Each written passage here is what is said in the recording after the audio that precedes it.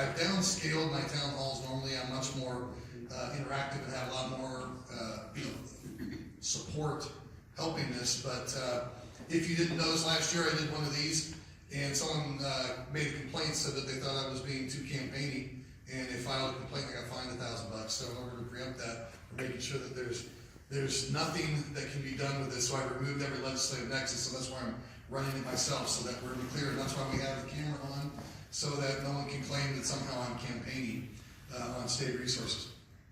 Okay, so that said, the quick update I'll give you is, okay, let's start with the election. The election happened, and at the end of the election in 2018, the focus of power in Olympia shifted, and it went much more to the Democrat side, so that right now the balance in the House is 57 Democrats and 41 Republicans. And in the Senate, I believe it is 28 to 21 in terms of Democrat versus Republican. So there's a strong majority, and of course, we have a Democratic governor. And that's been different. I mean, the previous year, there had been a shift by one vote in the Senate, and the Senate had come back over to the Democrats, but it's still been kind of a mixed body, which means it's harder to just kind of force through an agenda when you have almost an equally mixed body. So now the Democrats have a clear mandate to be able to go out and do some things that they've wanted to do for a long time, and they're doing them. So in the context of how that interacts with my ability to represent you, we also had a change locally. We were 3 Republican representatives from this district, the senator, which was Senator Angel, and Representative Caldeir and myself. Now we have a new senator, Senator Randall. She's in the Democrat Party. And there's good and bad that comes with that from a political standpoint. In one sense, I really liked the work that Representative or Senator Angel did, but in this case, Senator Randall's new, but she's also in the majority party, which gives some consideration for us as we try to negotiate things, especially from a budget perspective, because when you're in the minority, you lack as much leverage as you would like to have to be able to do some of the things you can, because you just don't have the gavel. So I've found it very pleasant to work with Senator Randall thus far.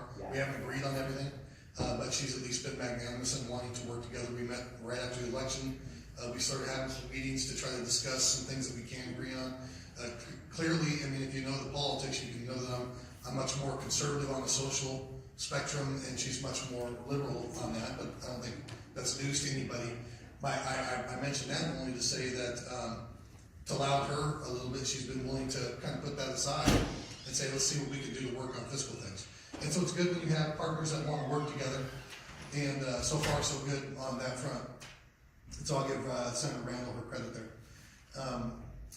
From my perspective, I've been able to move into much more leadership positions now within the Republican caucus. I'm now 13th in seniority. I've been here 6 years. I won 3 elections, and there's been so much turnover. I'm now the 13th most senior Republican in the House. So I now serve in leadership on 2 budget committees. One is the Finance Committee, which is exclusive. It takes a while to get there, and I'm very happy to be on that committee for you. It's something I've wanted for a while.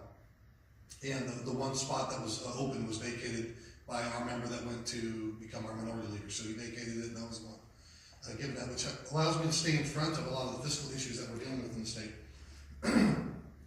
The other budget committee is transportation. Of course, I've been on that committee ever since I've been elected in the district, and I'm now in leadership on that, so I'm helping negotiate the budget for transportation on the House side, which has been a very pleasant experience. The Democrat chair of that committee has been very magnanimous in allowing Republicans access to the budget, because technically when you don't have the gavel, it's the chair of the committee that has the gavel that can dictate what you do and how much input he wants from the Republican or the minority side. To his credit, he's allowed all the Republican leaders on that committee to come in with all the Democrat leaders, and we've gone through that budget. And I would tell you that out of the budgets that you will see proposed this year, there is only one budget that is fiscally responsible, that is balanced, and does not raise your taxes. And it is the proposal that we did in the transportation budget proposal. The Senate transportation budget proposal, it assumes more taxes. The operating budgets for both sides assume more taxes. There's a lot of tax increases proposals, but we were able to do that work. Now, that's kind of changed the way that I normally do business now, because once you get into a budget committee, it really changes how much time you spend on other things, because you end up doing a lot of negotiated meetings that are kind of off in private. But I'm proud to tell you that the proposal that came out of the House for the transportation budget was balanced, and I feel as though I've kept my promise to you to be fiscally responsible, especially when we're only in the minority. Now, to that, the chair of the committee deserves a lot of credit, but it was fun because we ended up having a lot of meetings with really what I think is a very bloated bureaucracy in the Department of Transportation. Everything from engineers that look at our ferries up to people that do road construction or oversee that, people that run the tolling divisions, all the way up to their IT staffs and their desire to expand access. And then you've got the Department of Licensing under there. You've got a lot of departments that kind of roll up and report for budgets. Thank you. And so we ended up meeting with all these staffs because every one of them come in with $1 million budget proposals. And it was a lot of fun to kind of go through those. I worked a lot with Democrat Representative Slatter, who represents the Microsoft area up in the east side of King County. And she and I were put on a lot of tasks, especially for all the IT budgets that came in asking for millions and millions and millions of new dollars. And I'm sitting here like, oh, this is great because this is what I do. And we went in there and we brought those back down. We made them justify every penny that they were going to do. It was very interesting to watch them in these budget meetings because Representative Fine, who's the new chair, this is his first time chairing, and I think what they were used to was negotiating with the chair only, basically, and basically coming in and having a rubber stamp saying, oh, you need that? Okay, fine, we'll give that to you. Oh, you need that? Fine, we'll give that to you. And in this case, they came in and here are all the Republicans on one side of the table and Democrats on the other side of the table. And Republicans had free reign to ask them why. What are you going to do with it? And as we start to ask these questions, I'd watch the directors of these agencies look over to the Democrat side and they had no safe harbor. They had to justify everything. That's what a budget committee is supposed to do. Doesn't that make sense? I mean, we're supposed to go on your behalf and ask those questions. Why? Justify your dollars. It's not about taking money away. We're still spending money. We're still getting critical infrastructure. But we want to make sure that it's spent appropriately for you. I think that's what you demand of us. And if there's any footprint of this district that says it wants fiscal responsibility, it wants a bang for your buck. Look, as we do these budgets, your mayor, your city council, they come and they ask us for support as well. I mean, we started the Tremont project a couple of years ago, however long that was, but that came out of transportation budget money. And I look at that and say, every dollar that I can help, and when we're kind of getting into the budgets and saying, justify this to these directors, we're not trying to beat them up. But we have experience now to lend them and say, we can help you get this done better. And let's see if we can save you some money. And you know what, every time we save $1 million on a budget request, or on a department budget request, that's $1 million that can come back to one of our local cities to help get our transportation projects done so that you can actually get to where you want to go without maybe having to pay a toll on that road someday. Okay, so I spent a lot of time this year digging into that, and I'm proud of the result that we got. That's the one. And so we're going to push hard. I know that we're going to negotiate hard as a House to make sure that there is not a gas tax increase or some other transportation-related increase, because we don't need it, and I think it would be harmful to the everyday commuter. So we're working hard on that. The other committees that I serve on are Commerce and Gaming, and there weren't a lot of real big controversial issues that came out of the biggest ones that we dealt with were probably around the vaping industry, and the Democrats had a proposal to raise the taxes on vaping products by 90% tax, and so that was probably the biggest issue that we had to deal with out of Commerce and Gaming. Most of this stuff has been generally mellow this year. Then we had on the College and Workforce Development Committee. First time serving on that committee. Chaired by Representative Hanson, who's a district north of us, and yeah, I think we have a lot of different opinions as to how that committee should run. It is interesting though that they're moving much more forward on allowing whatever the colleges ask for to be given to them without any pushback, and I think there needs to be more pushback because the costs continue to grow up, and there doesn't seem to be any desire to say. I mean, you'll hear a tagline that says, "Well, the cost of higher education is going up, and it's harder for our students to afford it." But there never seems to be any question about, well, why is the cost going up? And what are we going to do to bring that cost down? It just seems to be whatever the colleges ask for, we give them. And now, that's not necessarily a budget function and I get to serve on in terms of that committee, but a lot of their budget requests do come through finance, which is where I get to have an impact for some of those. And yeah, they're really going much more. It's funny because there's been a big push. How many of you know what CTE is? Career and Technical Education. It's like your VOTEC training that we used to have.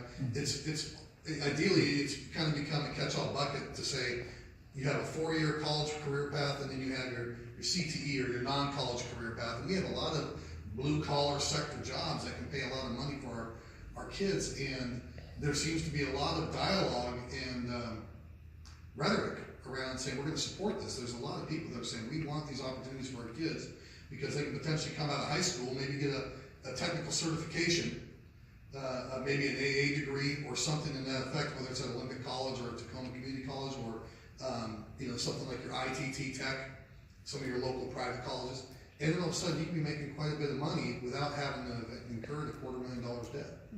Minimum. And while there's a lot of rhetoric around it, the focus of the committee this year has unfortunately been to continue to focus on this pathway to put them through 4-year education. And I don't know that kids are getting their bang for their buck. And I really think the state needs to start prioritizing more judicious oversight of that arena because the costs continue to expand. We have a broken system of tenure in that where we have a lot of tenured professors that are serving in areas that are not providing any type of ROI for that degree.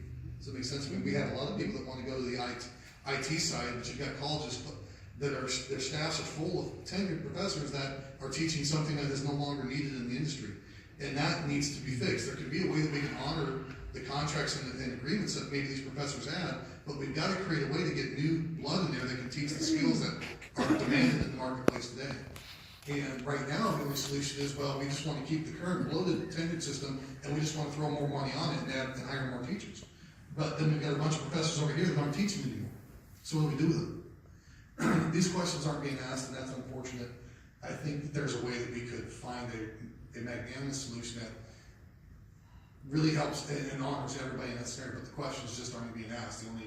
The Democrat caucus is running with a priority that says let's just put more money towards it. I don't think that that's the fiscally prudent way to do that solution.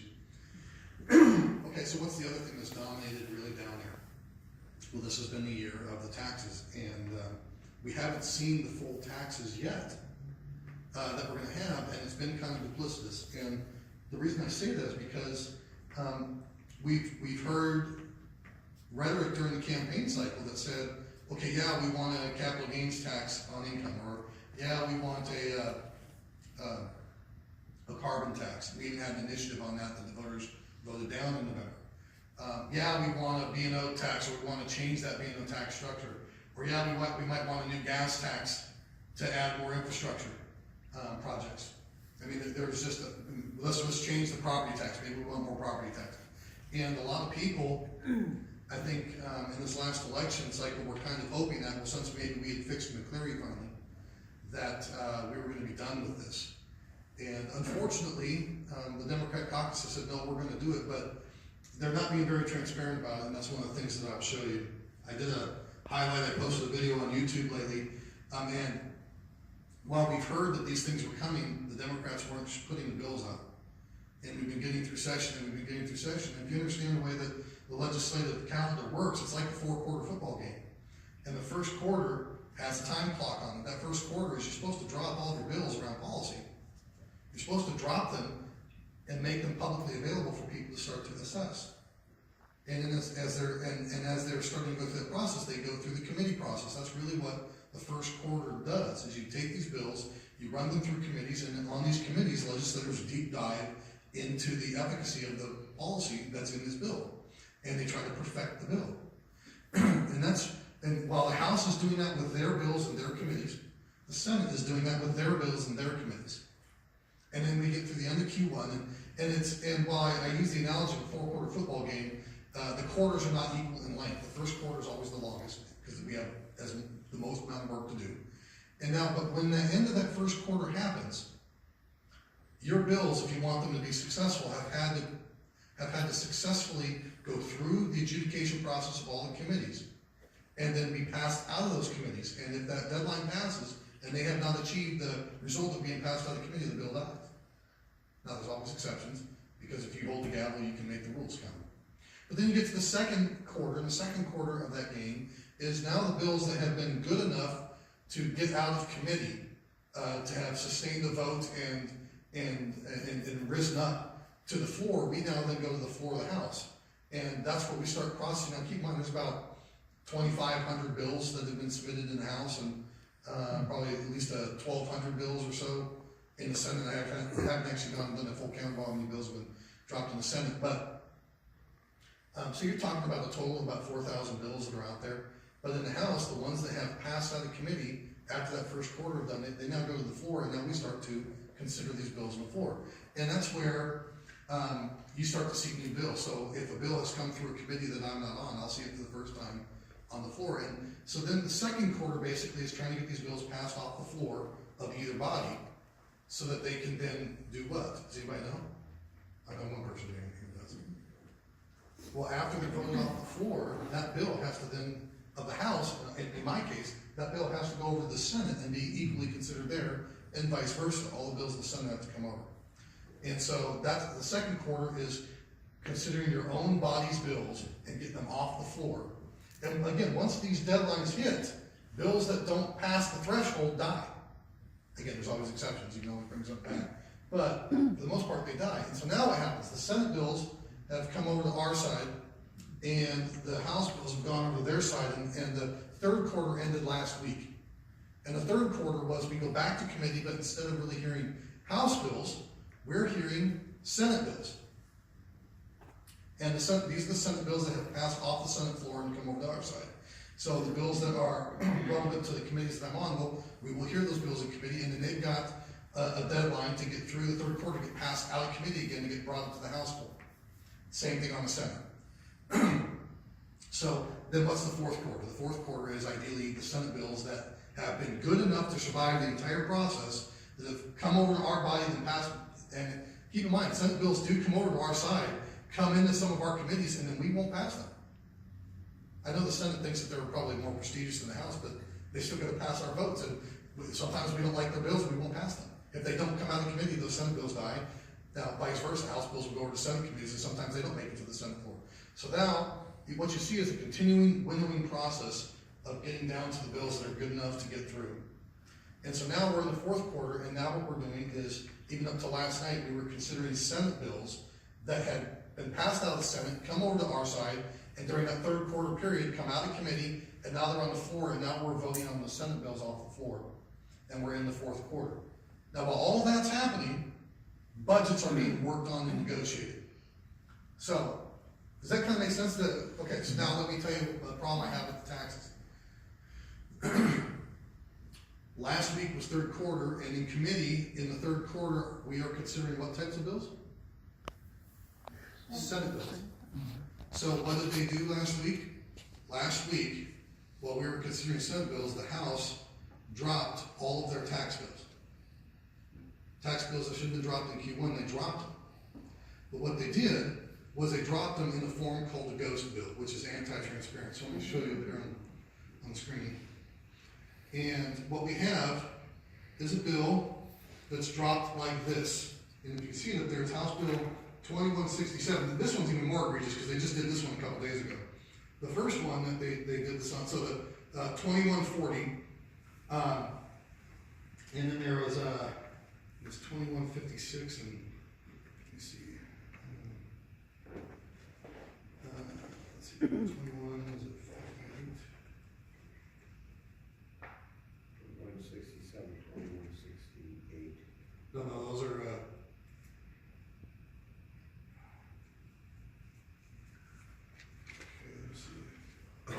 Yeah, okay, so those are the, I'll bring those up in a second. So 2156, 2157, 2158 were the first round of bills that they dropped around taxes.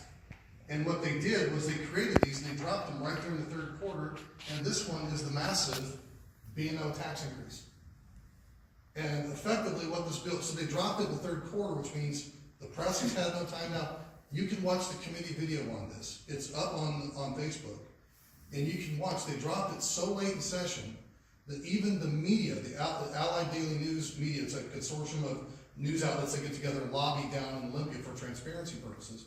They come and testify on how this bill has problems in it. And during the testimony, the media stood up there and I asked them a simple question. Don't you have any concerns around transparency around this bill? And they said, absolutely we do. We don't know fully what the bill is doing. We don't understand why the bill is seemingly targeting media industry. And it looks like there's a concerted effort already organized for the passage of this bill, yet we've only seen it because it dropped 3 days ago, and yes, we have major concerns. This was the media. That's not my quote, that's the media. You can see it on video. And what does this bill purport to do? It says we want to throw more money at what I just tell you, higher education. We want to give it to the bloated tenured professor system. Where are they going to get the money? Well, this was the worst part about the bill, is that we had a massive amount of doctors, private practice doctors that serve Medicaid and Medicare patients come to us and say, they're taxing us. They are literally raising B&O taxes on your independent doctors that see Medicaid and Medicare patients. They're going to tax them, and these doctors are coming, you will literally tax us out of practice. We will not be able to serve Medicaid and Medicare patients anymore. Dozens and dozens of doctors. That bill was only dropped 3 days prior, but it was so bad, they whipped together a bunch of doctors to come down and say, don't do this to us. And so they're literally taking money that goes towards Medicaid to people that are on fixed or low incomes. And they're going to take that industry and tax it to put more money. Instead of asking why the bloated college system is so expensive, they're just going to give them more money. But that's not all they do. We had a number of builders that came up. The building industry, the very building industry that right now is funding or helping to build out our low-income housing, come up and said, you are literally going to raise our taxes as well. We will not have the margins to continue to build these low-income housing units. That's what they're getting at. They're taxing those two industries and a bunch of others, but those two in particular, to give money to the other system. I would say that that's problematic. Now, the worst part, though, is not my interpretation of it. You may like my interpretation, you may believe it, you may not believe it. That's fine. You can go read it now, but the truth is you should have had 3 months to have read this bill. We should be focusing on transparency in Olympia. Of course, when we have elections and some people win, they get their candidate in, another side doesn't get their candidate in, there's consternation around that, and I totally get that there were people that didn't vote for me that still want to hold me accountable, and that's the point. You should be able to, regardless of whether you voted for me or not, hold me accountable. You should be able to hold me accountable for what I say and what I pledge to do. You should be able to hold me accountable for the policy I put in front of you. And that policy should be done in the light of day with transparency. And this is anti-transparent. Now, I can guarantee you every legislator that ran last time said they were going to be transparent, because what happened in 2018? That was when the established leadership of both the Democrat and Republican parties tried to force through an anti-transparency bill. It was the talk of the town. And they did it late, just like these ones are being dropped late, and then they started to quickly pass it through. And the media just had an uproar over it. And at the end of the day, out of the 100 or 98 legislators that there were, only 13 of us voted against that bill. I was one of them. There was immense pressure on both sides, Democrat and Republican, from leadership. Vote this bill through, don't make it an issue, just get it through. We want to protect what was the bill about? It basically said that you don't have the right to request data from my office. You don't have to, look, if you don't like something that the city's done here, you can do what's called a FOIA request, the Freedom of Information Act, and you can ask the mayor or the city council or whoever to say, hey, tell us, we want to know the meeting minutes or the minutes of your meeting. We want to know this or that. And it's a transparency law that we have in effect. But the legislator was going to say, all other governments can go ahead and give you information, but we don't have to. That's what that bill said. I voted against it. And fortunately for everybody hearing for transparency, the media pressure became so intense that the governor vetoed the bill. So it didn't pass. But now in that election cycle, that was a big issue. And every legislator, I guarantee you, got up in that election cycle where every candidate said, I will be transparent. I will not do something like that. Yet here we have it being done again, and now it's being done on the taxes. Now this one was dropped late. It should have been dropped in January. So should 2156, and so should 2157. 2156 is a tax incentive bill, which All right, let me make sure I get them right, so I'll pull up 2156. Oops.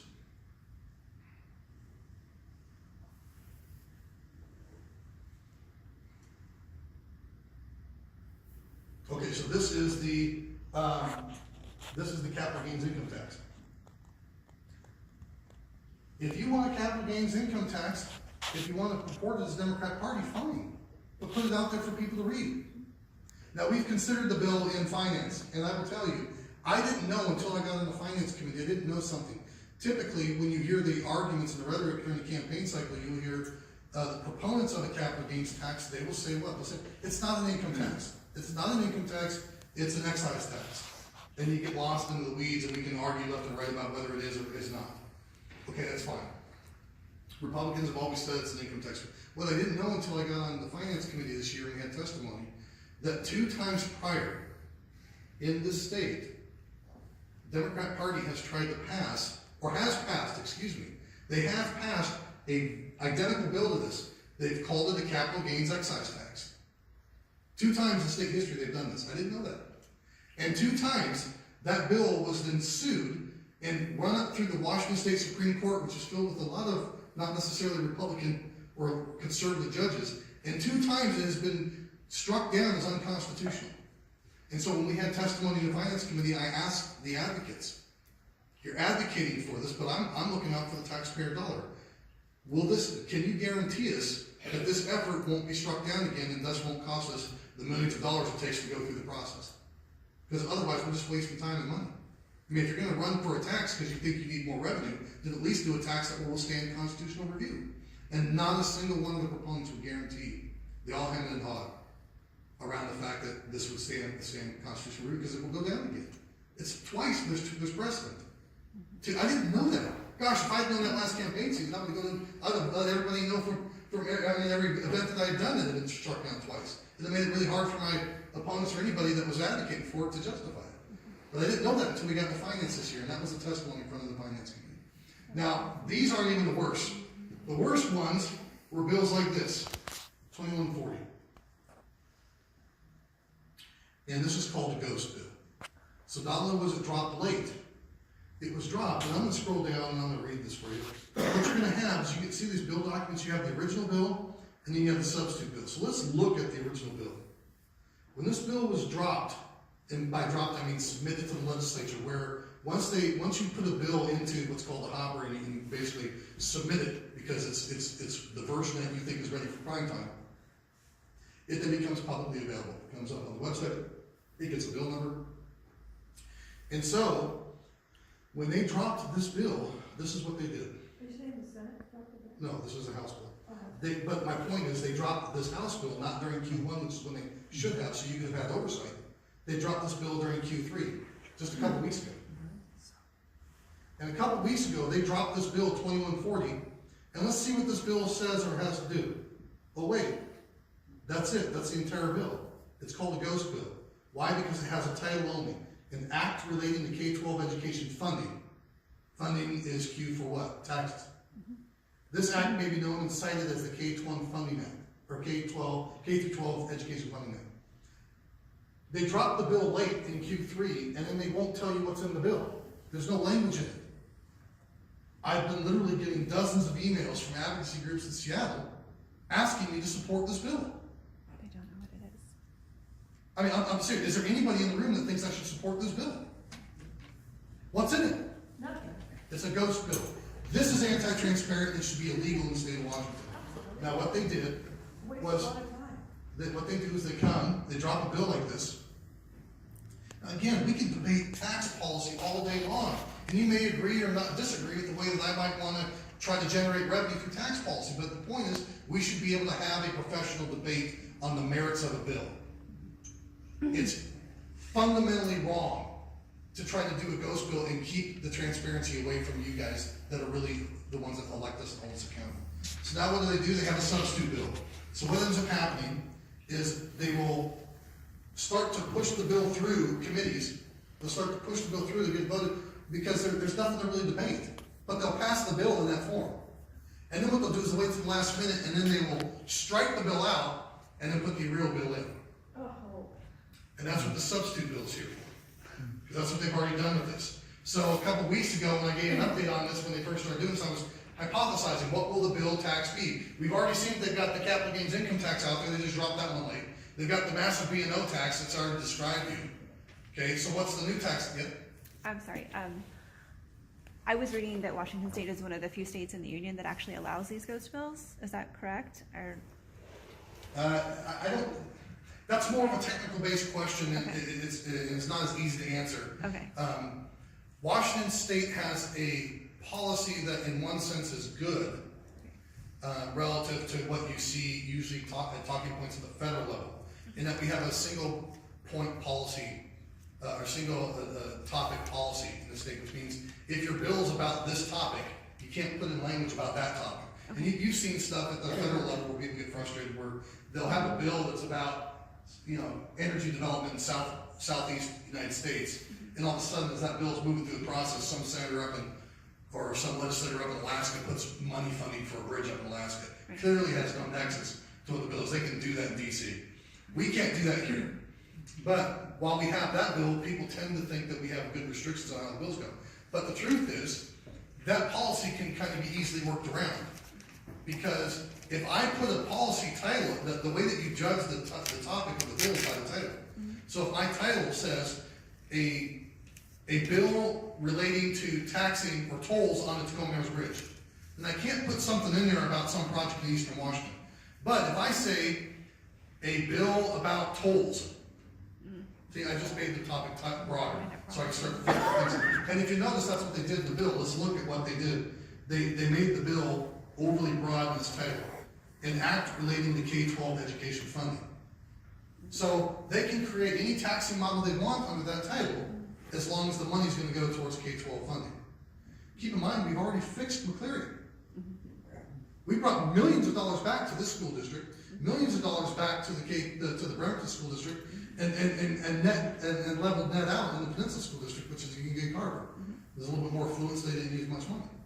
We had a massive win out here, but so now they're pushing another bill, so let's look at what they did with the substitute.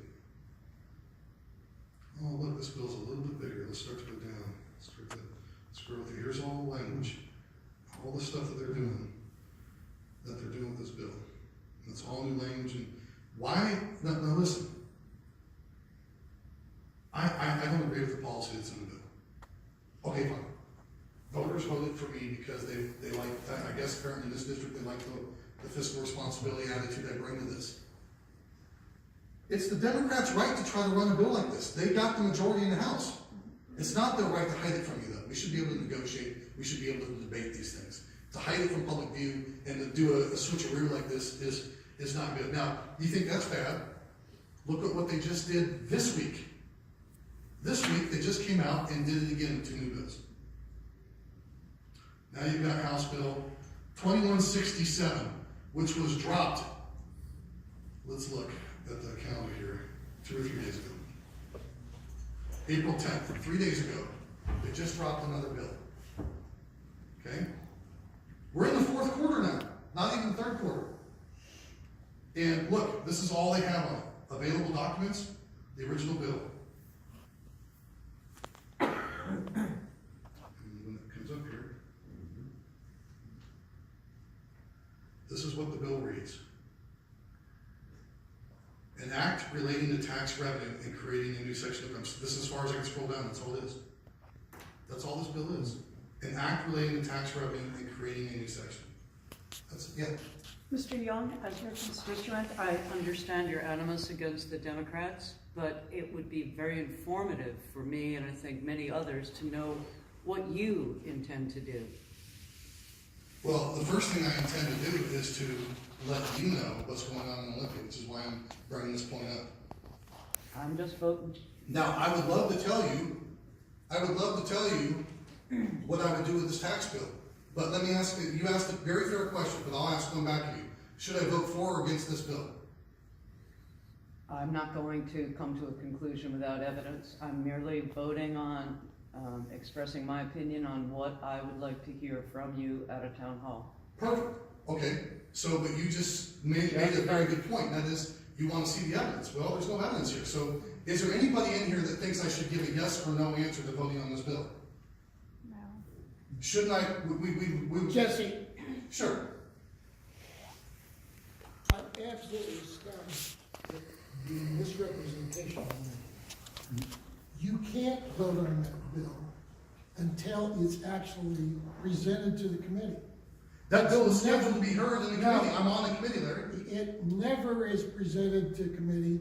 Your own transportation bill is handled exactly the same way, It was not. so that everybody understands we're going to do a budget. Nope, Larry, that's What not you're true. doing right now is seriously misrepresenting a regular process that both the Democrats and the Republicans in both houses use Nope. because of the normal rhythm of the way you build budgets. That is not accurate. Now, Larry, I respect you. You've been in the legislature. I'm sorry, what'd you say? Did you just cuss at me? No. I have an immense amount of respect for what you've done for this nation and how you served. And you have a right to come here and you have a right to hold me accountable. You're my constituent too. We've run against each other. I respected you in the races that we run for. But I have every right to push back and disagree with you. And what you just said is factually not correct. The budget that I was on, the budget that I worked on, was never run like this. It was never presented. It was presented in its full format during the correct quarter. And the entire committee saw a full bill when it was dropped. It was never written in a ghost bill like this. And it was never withheld to the latter parts. And you can validate everything, and I know you can. And the truth is, you can like or disagree with what I have to say, but everything I'm saying can be factually checked. It's on public record. And you can go find the transportation bill out of the House, and you can tell me whether or not. Now, Larry, I know you're empowered, and I know that you're willing to. If I'm lying, call me on it. But you know I'm not lying because I'm not that stupid. Now, and the truth is, yeah, there are other bills that are done this way, but the Democrats have had the gavel in the House for a long time. You and I both saw them do this with appropriations bills in the past, and maybe it's par for the course for Democrats.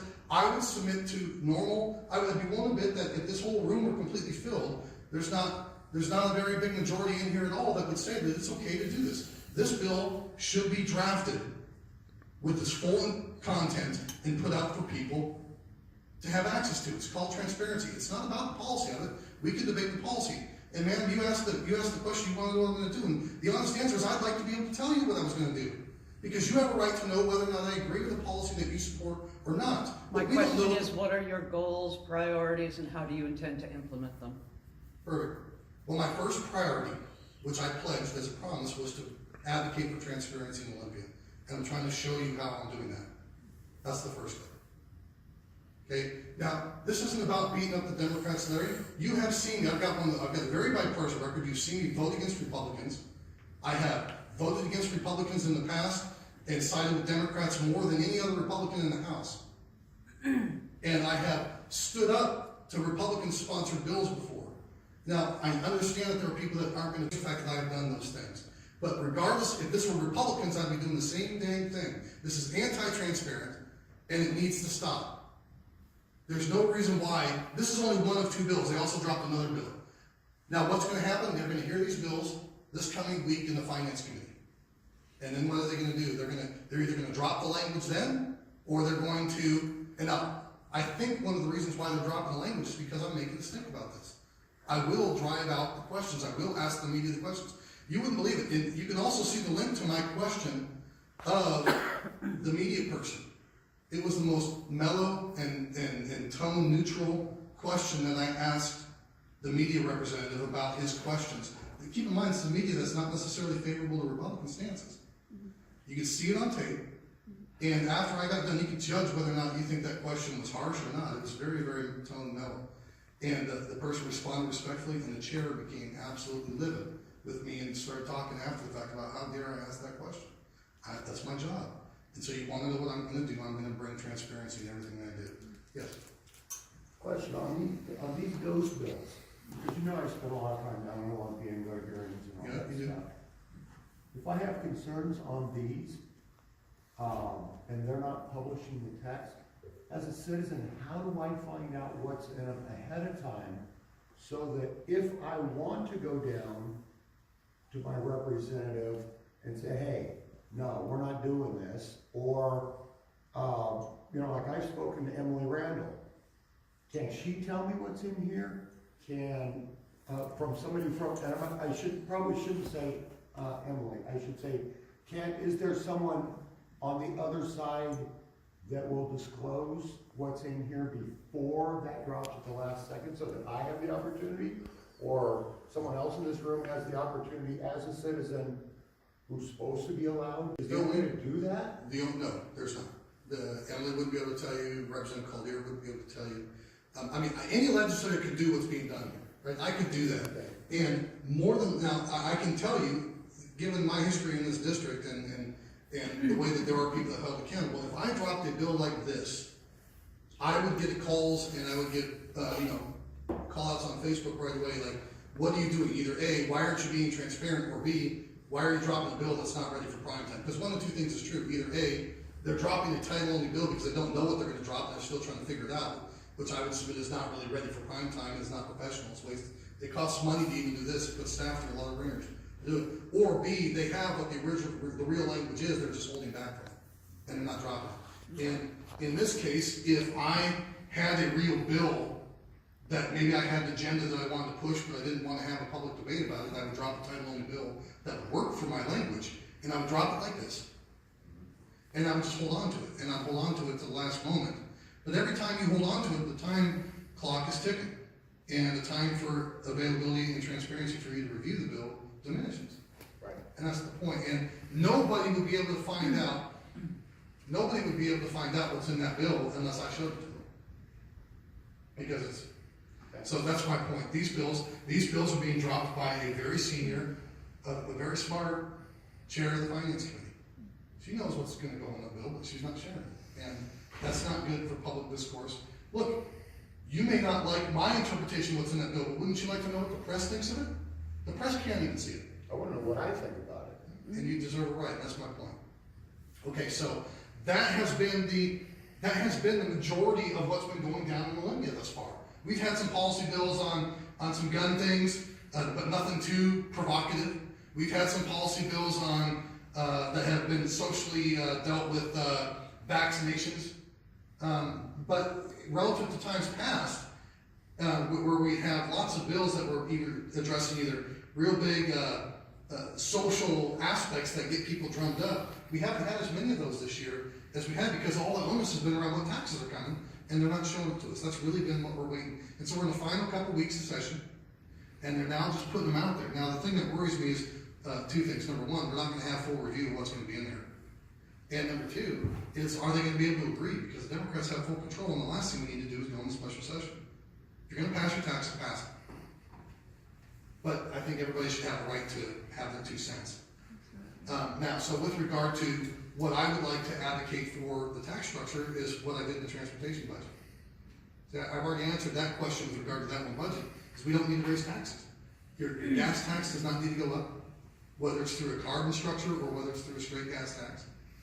We have over the next budget calendar horizon, we have $4.5 billion new dollars. So take what we spent last time and add $4.5 billion to it. And I'm willing to spend all of it in areas of healthcare, mental health, low-income housing. I'm willing to distribute it to where we need it most.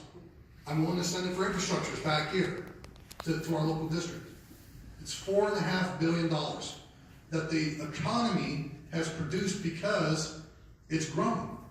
And as new job creators form, as someone starts a new business, as someone gets a new job, and they start spending that money in the economy, we start to generate more revenue, and that's happened.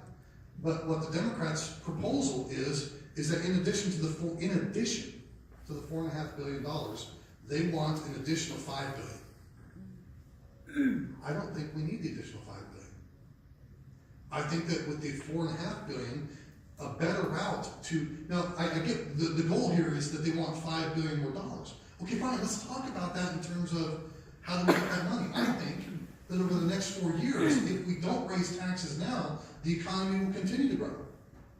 And we will generate that additional revenue naturally without putting additional tax burden on you. That's where you start to get into the R&D divide about what's the right way to go forward. It's unfortunate that it's not more of an intellectual discussion, it gets more jaded and political. And okay, fine, we're in that reality, we have to deal with it. But the truth is, if you want to know, man, where I would go, I would advocate that we balance the budget with that additional $4.5 billion. We put it towards spending. If you have certain areas that you'd like for that money to go, I'm happy to work with you. I think you would find that I've been very willing as a conservative representative to put that money towards typical Democrat areas of focus. I've put it towards low income and mental health. I've put it towards opioid fixing that crisis. I've spent a lot of that money not necessarily in areas that the Republicans have always favored, which is why I have a good threshold for voting against my own party. I do try very hard to be a magnanimous voter and not just vote along with my party. And to be honest, in the state, I have one of the best records of bipartisanship in my voting record. And you can validate that too. There's a way to do this, by the way. You go to WashingtonVotes.org. It's a nonprofit organization that goes through and tracks all the votes of every legislator that's ever existed. It goes back to 2002, and you can find all the voting records. Representative Seacrest voted on when he was there. Senator Angel, and you go back to Derek Kilmer. You go back to even Pat Lance if you want to. They keep a tab of all of this, and they show you where the person voted. One of the metrics that they have is the ability to go back and you can check on a particular legislator and you can ask the question, how often do they go against their own majority party? And on that metric, I score over the life of my time in service. I have all the notes here. I went back and I did it for everybody. As a matter of fact, I went back all the way to Pat Lance and I did this. Pat Lance voted 99.9% of the time with their own party. Derek Kilmer voted 98% of the time. Jan Angel voted 96% of the time. Nathan Schlicker voted 96% of the time. Larry voted 98% of the time. I voted 87% of the time. So over 13% of the time. Michelle Collier votes 91% of the time, and Emily Randall's voting 98% of the time. So 13% of the time I'm voting against my own party. That's, I believe, I haven't gone through everybody, but so far on the list that I'm going through, I'm number one. That is the highest percentage of voting in the history of my party.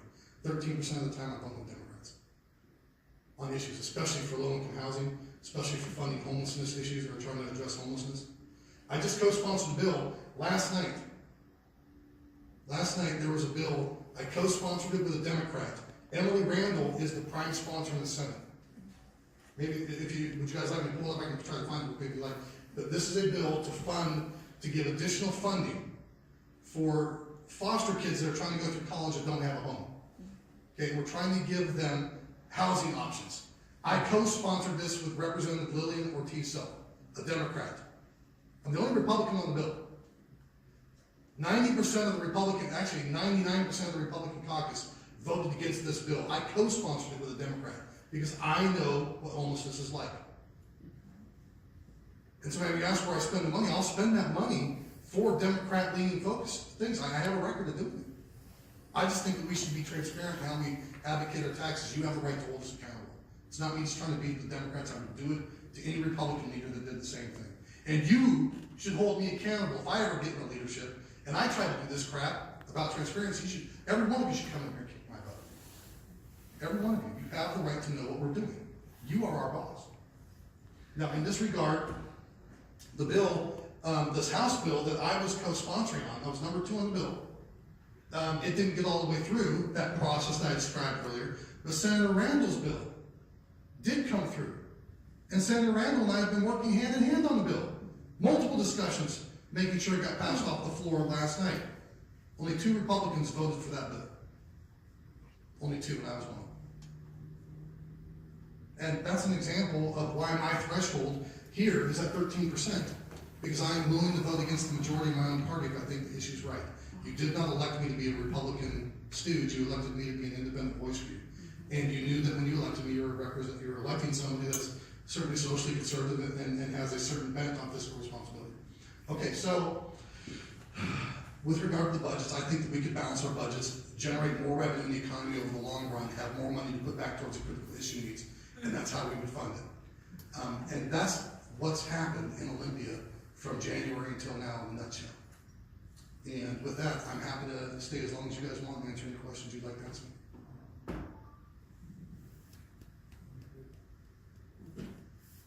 So Jesse, I mean, I'll walk the microphone around for questions, but Yeah, please. I just like to thank Jesse for coming here today. I think it's really important that members of our delegation come and interact in our community, whether that be, the things that we're getting done, at least in my 4 years in office, are because of strong relationships with our delegation from, Jesse Young, Michelle Caldier, and now Senator Randall. I mean, we've got the Tremont project going. We've got, wouldn't have happened without support from our delegation of Olympia.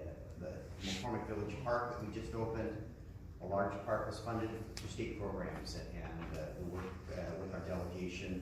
We've got a pocket park down here on our pedestrian path under construction right now, and Jesse championed that for us and with the support of the other members of our delegation. So thank you very much for for the support you give our community and coming here today. I greatly appreciate it. And with that, I'll walk the microphone around for Thank you, Rob. questions. I would note, Rob queued that up, and I appreciate you saying that. Thank you. And look, I try not to trash people. This wasn't like, okay, beat up Democrats. I mean, I'm telling you, I would do this to Republicans, and my leadership knows it. So I've stood up to them on a number of issues. What I would say is that when it comes to working for our local communities, whether it's Port Orchard, Gig Harbor, Bremerton, or down in the Key Peninsula, there has been one very unifying and pleasant thing to experience thus far. And so far, Emily is relatively new. She's been great to work with. Michelle and I don't always get along on a lot of things, but one thing that we are doggedly competitive on both is making sure that we get projects and money back to our district. And so we have, since we've been in, focused heavily on that, and it's been great to work with them, and thank you for pointing out that we try to bring a lot of money back to the district as well. Any questions?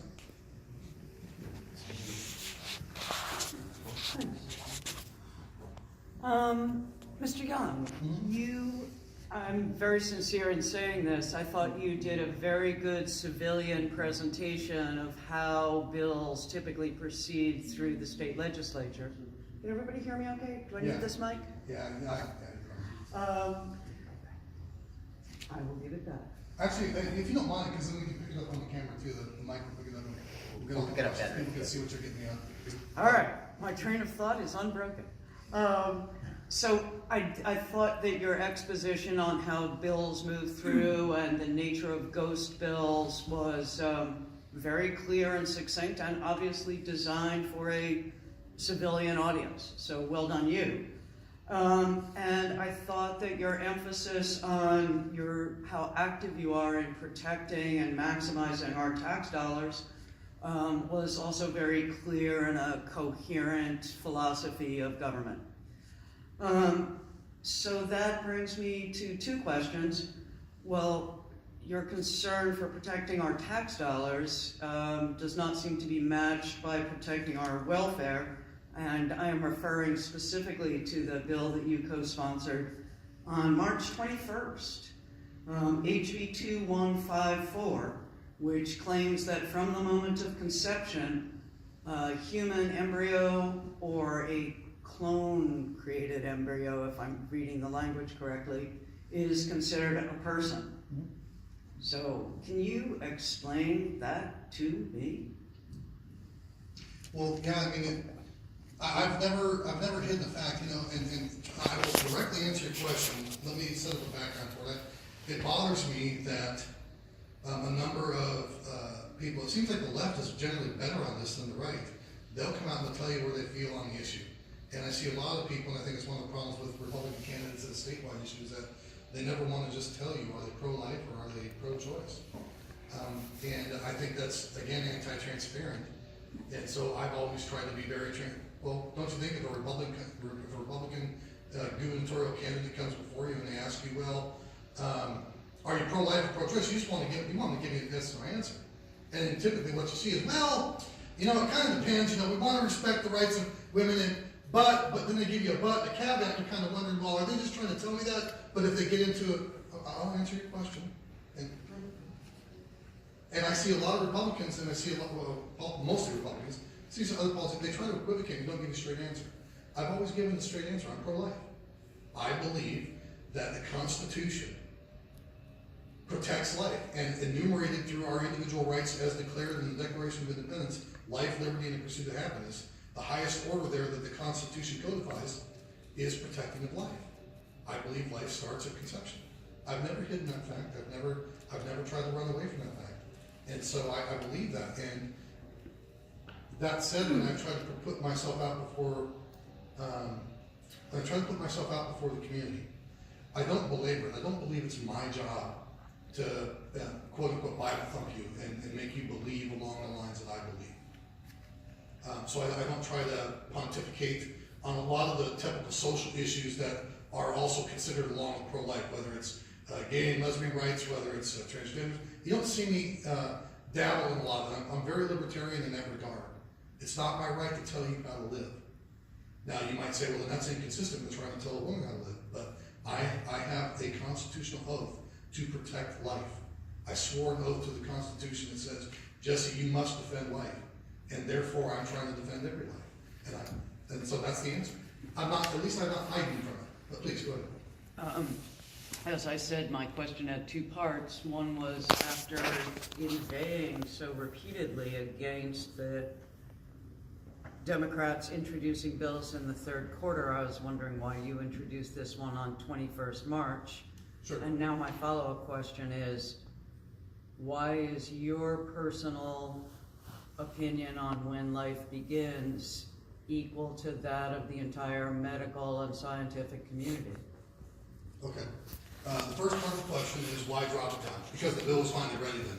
We didn't have the bill ready. And to be honest, I was one of the advocates for some of the people that were the main sponsor of the bill, wanted to push it kind of further to the right, to the right. They wanted to take out provisions, or they didn't have provisions in the bill that would protect in the life of the mother. And they wanted my support for the bill, and I would not give it to them until they changed the language to carve out protections for the life of the mother. I don't believe, so I just got done telling you that the impetus for this is I'm looking at a constitution that I've sworn an oath to before God and before you. And it says that I have to protect life. Well, it doesn't say in the Constitution how do you choose between one life and another. So I've always advocated for the protection of the life of the mother.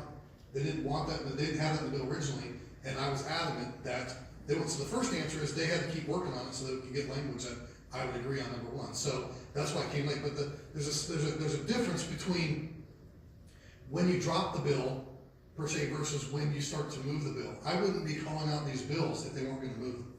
Representative Seeger started to talk about that point. And my counter was that, no, they're already going to move these bills. That's the point I have. They're dropping them late and now they're trying to force them through.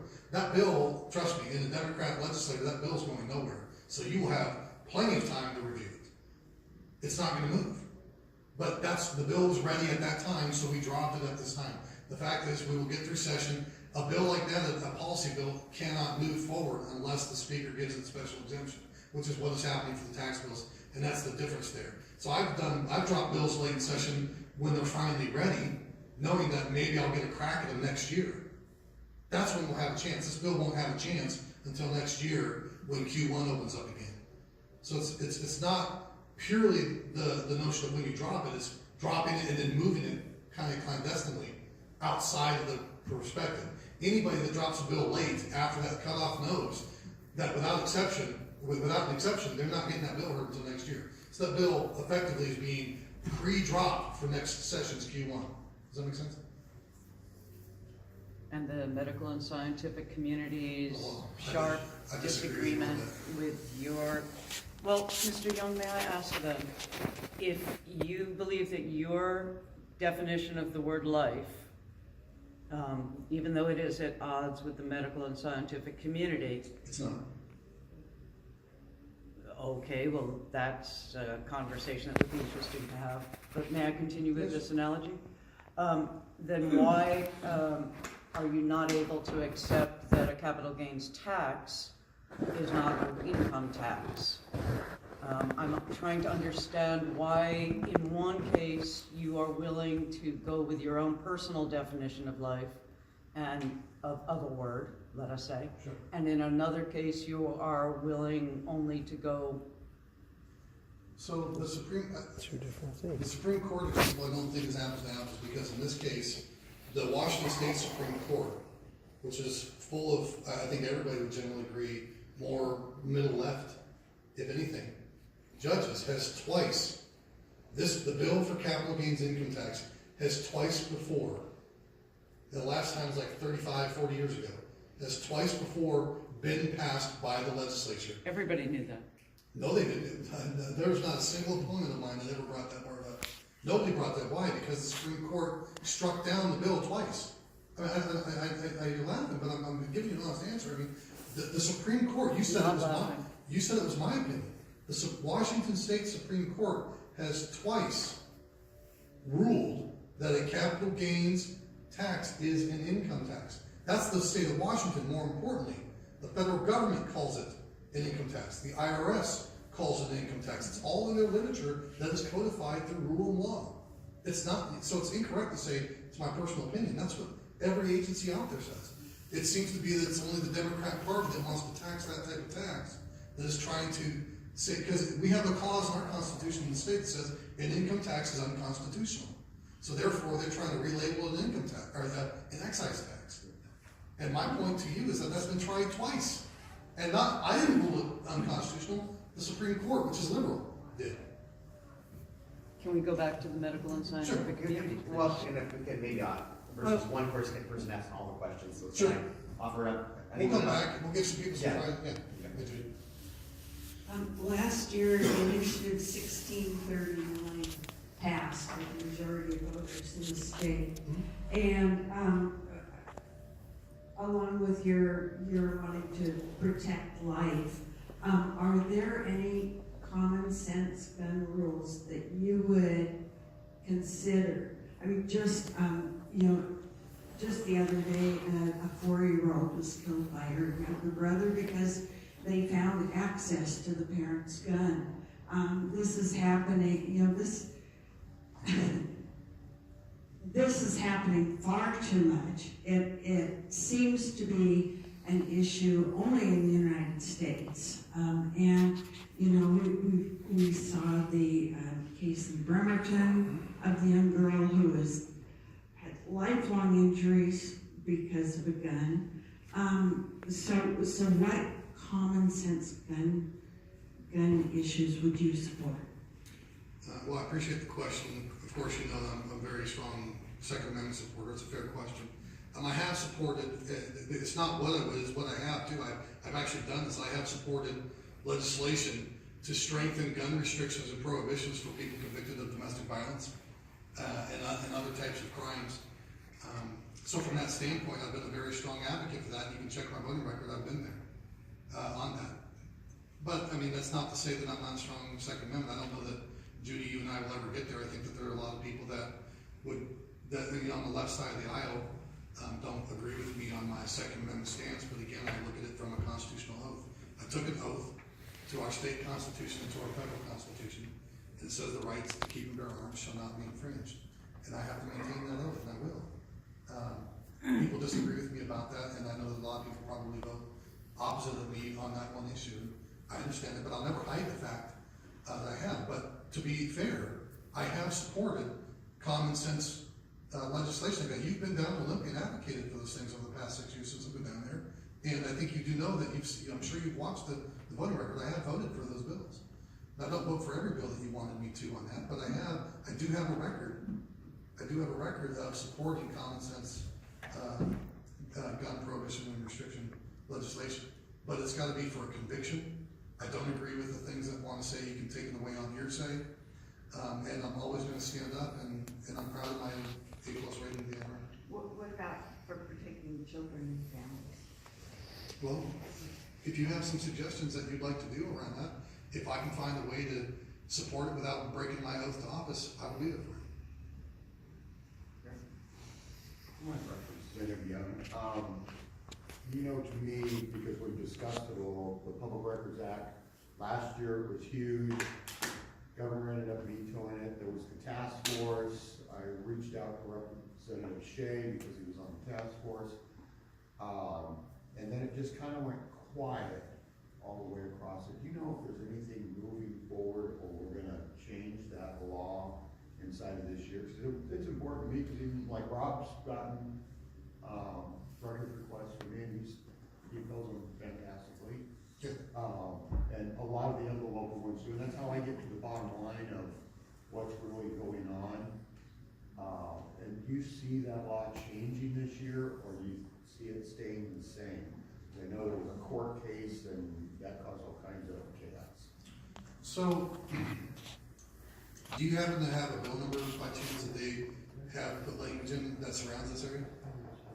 I haven't seen one this year, that's why I So- was questioning. There was a court ruling that said that the legislature had to do something, but they didn't say what they had to do. So if we were asking this question at the beginning of the session, I would have told you, yeah, I'm pretty sure something's gonna happen. The word on the street was that, it was coming through, there was gonna be something negotiated, as a result of the task force.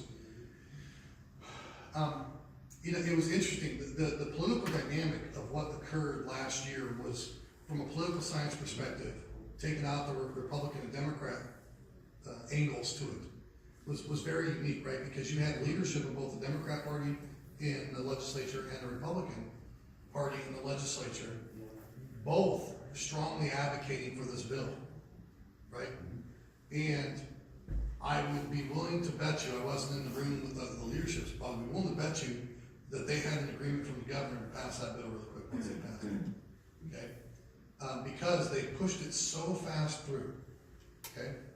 And there were a few straggling members of the Democrat caucus and a few straggling members of the Republican caucus, 13 in total in the House, and then 8 in the Senate, that did not go along with leadership's request. So there were some members of the Democrat Party that deserved credit for breaking, in my opinion, with leadership and supporting transparency, and then some members of the R's.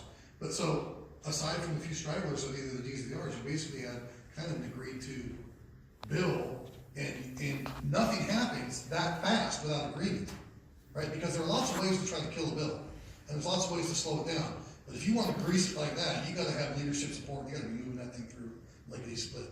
And they did, and if you want the political backdrop to it, the mistake was that when the bill passed out, the Senate came to the House and passed out, the governor was conveniently absent for a couple days, and so he couldn't sign the bill. And I don't know if they just didn't do a good job of timing that right, or if the governor was very politically savvy, but he bought himself some time to get some media feedback, and the media feedback he got was, you better not sign this dumb bill. Because effectively limited any opportunity for any of you to do a request for us to see what we're doing. And, okay, so now, the kickback on that was so severe, I think it's got some people kind of jumping, kind of like, and so there was a desire, the rumor on, on the Hill was that that something was coming, that they were gonna work, but it hasn't come through. I would tell you now, I would be very surprised if they tried to do it again, because for the very reasons I just jumped on these tax bills, they'd be running this one pretty late. So more than likely, they couldn't get to a far enough agreement on what they want to do. Keep in mind, a bill that's so sensitive like this, one party probably just won't push it through. I would doubt that the Democrats would try to push through their thing, because without agreement from the Republicans, it would be a very partisan issue that could affect an election. So they're probably trying to negotiate on the bill to make it a nonpartisan issue. So they probably haven't gotten there yet, so it's probably going to be worked away into the brought back. Just to put a local spin on this too, and the Public Records Act is extremely expensive. We're spending tremendous amount of your local tax dollars, and we need to be open and transparent, but there's horrible abuse that happens with this too, and from folks, people in prison asking for, they just bombard every little thing our police department does.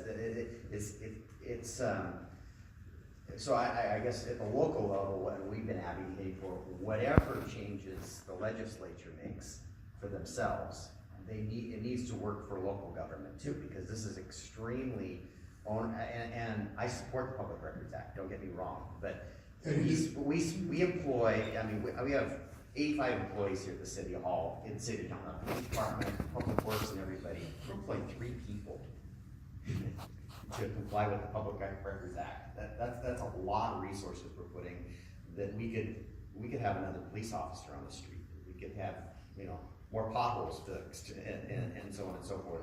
So, and that's just Port Orchard. Imagine, we're a city of 14,000 people. Bremerton's, you know, 3 times our size. Imagine the resources they're putting in that, or Seattle or other cities. So, you know, it doesn't look like it's gonna happen this session, but I definitely support, you know, an open process and making some reform to this act so it's not abused, because it really is abused at times.